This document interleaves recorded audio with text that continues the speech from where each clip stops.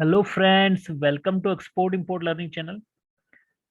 जैसा कि हमने कल के सेशन में समझा था कि ड्रॉबैक जो मिलता है वो हमें एफओबी वैल्यू पे मिलता है। और अगर हम अपनी जो कॉस्टिंग करते हैं वो सही तरीके से नहीं करते हैं तो इसके जो इम्पेक्ट आते हैं हमारे ड्रॉबैक पे आते हैं। ठीक है, तो कॉस्टिंग में हमने क्या क्या लेना होता है एफओबी में। आपके पोर्ट ऑफ लोडिंग से लेके, मतलब अपनी फैक्ट्री से लेके पोर्ट ऑफ लोडिंग तक के जितने भी एक्सपेंसेस है यहाँ तक के वो सारे ऐड करने हैं। वो हमने कल के सेशन में समझा था, जैसे पैकिंग हो गया, कस्टम क्लियरेंस हो गया, ट्रांसपोर्टेशन हो गया, सीएससी हो गया, आईएससी हो गया, ये चीज़ें आपको वहाँ पे करनी है। तो ये काफ़ी इंपॉर्टेंट सेशन था, आप उस चैनल की प्लेलिस्ट में जाके उस सेशन को देख सकते हो। ठीक है, इसके अलावा आज के सेशन में हम समझेंगे जो ड्यूटी होती है वो सीआईएफ वैल्यू पे की जाती है। जैसे ड्रॉबैक जो होता है वो एफओबी वैल्यू में होता है। एक्सपोर्ट के केस में ड्रॉबैक एफओबी वैल्यू पे कैलकुलेट किया जाता है। जब भी हम एक्सपोर्ट करेंगे जो भी इंसेंटिव बनेंगे हमारे, वो सारे एफओबी वैल्यू पे बनेंगे। ठीक है, तो लेकिन इंपोर्ट के केस में जितने भी एक्सपेंसेस होंगे वो सीआईएफ वैल्यू पे बनेंगे। एक्सपेंसेस मतलब कि आपका जैसे ड्यूटी कैलकुलेशन हो गया, ठीक है, या फिर लाइसेंस इंपोर्ट करें तो जो सीआईएफ वैल्यू पे आपको उसका बेनिफिट मिलेगा। तो ये होता कैसे देख लेते हैं। जैसे फॉर एग्जांपल हमने हम यहाँ पे सेलर हैं, सॉरी हम बायर हैं यहाँ पे क्योंकि हम इंपोर्ट कर रहे हैं। ठीक है, हमें किसी गुड्स की रिक्वायरमेंट हुई, हम सेलर को रिक्वायरमेंट भेजेंगे। ठीक है, तो सेलर क्या करेगा, हमें पीआई बना के भेजेगा, परफॉर्मा इनवॉइस, और परफॉर्मा इनवॉइस के बेस पे हम पीओ बना देंगे। तो जैसे ही पीओ इसको मिलेगा ये यहाँ से गुड्स डिस्पैच कर देगा। ठीक है, जैसे इसने गुड्स यहाँ से डिस्पैच किया, ठीक है, हमारी जो इसमें इनकोटम्स हमने माना कि एफओबी इनकोटम्स रखे हमने, कोई दिक्कत, एफओबी भी हमने किया। उसने क्या किया, यहाँ से गुड डिस्पैच करके जहाज पे चढ़ गए, यहाँ तक के एक्सपेंसेस उसने पे कर दिए, अपनी कमर्शियल इनवॉइस में ऐड करके हमें दे दिए। अब यहाँ पे जब गुड्स जिसे इसने डिस्पैच किया वो हमें प्री इंटीमेशन डॉक्यूमेंट भेजेगा। ठीक है, क्या भेजेगा, प्री इंटीमेशन डॉक्यूमेंट, जिसमें आपको वो भेजेगा, आपको इनवॉइस भेजेगा, ठीक है, पैकिंग लिस्ट भेजेगा, इसके अलावा बीएल भेजेगा। तो ये तीन चीजें ही काफी है बिल ऑफ एंट्री फाइल करने के लिए। ठीक है, तो ये जैसे ही वहां से डिस्पैच करेगा आपको ये डॉक्यूमेंट भेजेगा प्री इंटीमेशन डॉक्यूमेंट के रूप में कि हमने शिपमेंट ऐसे डिस्पैच कर दिया है और ये आपका जैसे आपका 30 जून तक यहाँ पे आपके पोर्ट ऑफ डिस्चार्ज पे एक्सपेक्टेड है ईटीए। ठीक है, अराइवल आपका कब है, 30 जून। तो इस हिसाब से वो आपका हमें पता पड़ जाएगा कि हाँ भाई 30 जून तक आ रही है, हम अपने बिल ऑफ एंट्री पहले से फाइल कर लेंगे। ठीक है, जो उसने प्री शिपमेंट डॉक्यूमेंट हमें भेजे हैं उस प्री शिपमेंट डॉक्यूमेंट के बेस पे हम क्या करेंगे, अपने एजेंट को बिल ऑफ एंट्री फाइल करवा देंगे। ठीक है, अब यहाँ पे समझने की बात ये है कि जो वैल्यू होती है वो सीआईएफ पे कैलकुलेट होगी। ठीक है, सीआईएफ के बेस पे ही आपकी ड्यूटी कैलकुलेशन होगी। ठीक है, तो जैसे हमने चेकलिस्ट फाइल की, एजेंट को हमने दी, तो जो कमर्शियल इनवॉइस थी वो वैल्यू क्या थी, एफओबी वैल्यू थी। कौन सी वैल्यू थी, एफओबी वैल्यू। लेकिन अब यहाँ पे जो वैल्यू कैलकुलेट होनी है वो किस पे होनी है, सीआईएफ पे। ठीक है, तो इस केस में होगा क्या, आपका एजेंट आपसे बोलेगा कि भाई हमें फ्रेट दो आप, ताकि हम इस पे सीआई आपका एफओबी प्लस फ्रेट करके इसकी सीआई वैल्यू निकालेंगे और उस पर ड्यूटी कैलकुलेट करके हम प्रोसेस करेंगे। ठीक है, तो बाय डिफॉल्ट वो क्या करते हैं, 20% फ्रेट ले लेते हैं, 20% ऑफ द एफओबी वैल्यू। तो इस केस में क्या होता है, काफी हाई आपको वैल्यू बन जाएगी सीआईएफ, और आपको ड्यूटी बहुत ज्यादा पे करनी पड़ेगी क्योंकि CIF duty will calculate on the value of CIF. ठीक है, वो बाय डिफॉल्ट अगर 20% फ्रेट ले ले, क्योंकि शिपमेंट हमारी एफओबी है, हमें फ्रेट पता नहीं है।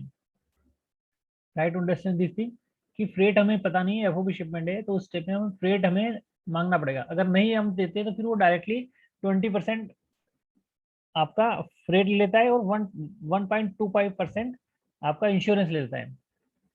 ठीक है, तो ये डिफॉल्ट वो लेगा, तो उससे हमारी कॉस्टिंग बहुत ज्यादा बढ़ जाएगी, सीआई वैल्यू की जो वैल्यू है हमारी सीआई वैल्यू वो काफी ज्यादा हो जाएगी। तो इस केस में क्या होगा, जितनी सीआई वैल्यू ज्यादा होगी उतनी ज्यादा हमें ड्यूटी पे करनी होगी।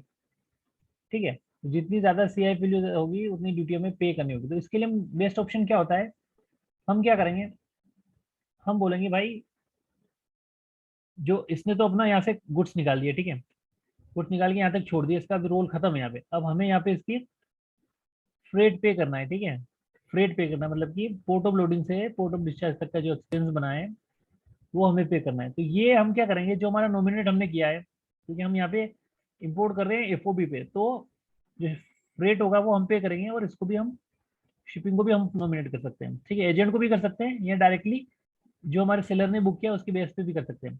तो इस केस में क्या होगा, अगर हमने डायरेक्टली बुक किया तो we will ask to direct forwarder to give us freight, okay. अगर हमने नहीं बुक किया तो we will contact to our supplier, supplier then supplier will give us the freight, okay। so दोनों केस में हमें फ्रेट लेके अपने एजेंट को देना है इंडिया में, so that he can file the bill of entry.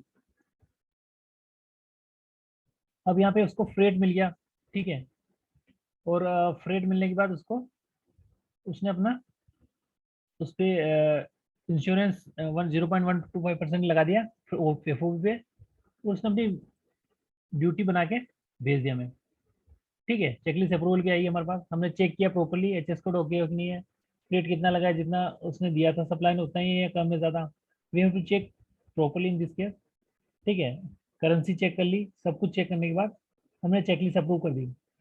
जैसे चेकलिस्ट अप्रूव होगी, आफ्टर एग्जामिनेशन आपको बिल ऑफ एंट्री आ जाएगी ड्यूटी पेमेंट के लिए। तो इस प्रकार से ड्यूटी पे हमें करनी है। तो इस सेशन का इंपॉर्टेंस ये है कि जब भी हम इंपोर्ट करते हैं तो इंपोर्ट के केस में ड्यूटी कैलकुलेशन जो होती है basis on the CIF value, ठीक है।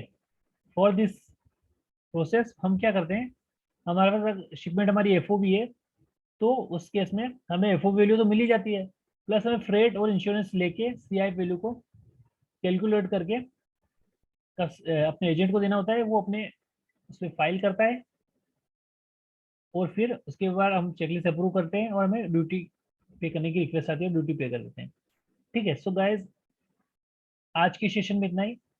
इम्पोर्टेंस यही है कि जो ड्यूटी है वो हमारी CIF वैल्यू पे कैलकुलेट होती है, उसके लिए हमें बाय डिफॉल्ट फ्रेट नहीं लेना है, हमें फ्रेट सर्टिफिकेट लेना है फ्रेट फॉरवर्डर से, ठीक है। अगर फ्रेट फॉरवर्डर हमने नॉमिनेट नहीं किया है, ठीक है, तो हमारे सप्लायर से बोलेंगे कि वो हमें अरेंज करके फ्रेट सर्टिफिकेट दे, ठीक है। कि सम केस एफओबी के केस में भी कभी कभी क्या होता है कि हम जब बुकिंग लेते हैं तो शिपिंग लाइन तो अपने आप ही बुक हो जाती है, ठीक है। तो उस केस में शिपमेंट एफओबी है, हम इंपोर्टर हैं, हमारा पोर्ट ऑफ लोडिंग के बाद का एक्सपेंस है, लेकिन बुक सप्लायर ने की है, ठीक है। तो जो फ्रेट बनेगा वो हमें पे करना है। तो इस केस में क्या हो रहा है, ये नॉमिनेट हम नहीं कह सकते ये हमने नॉमिनेट किया, ये बाय डिफॉल्ट जो उसने बुकिंग ली है कंटेनर्स की, उस टाइम ये बुक हो गया है, तो उसके बेस पे कंटेनर आएगा हमारा, और वो हमें फ्रेट पे करना होगा, ठीक है। तो फ्रेट उसमें आएगा बिल ऑफ लोडिंग पे कलेक्ट।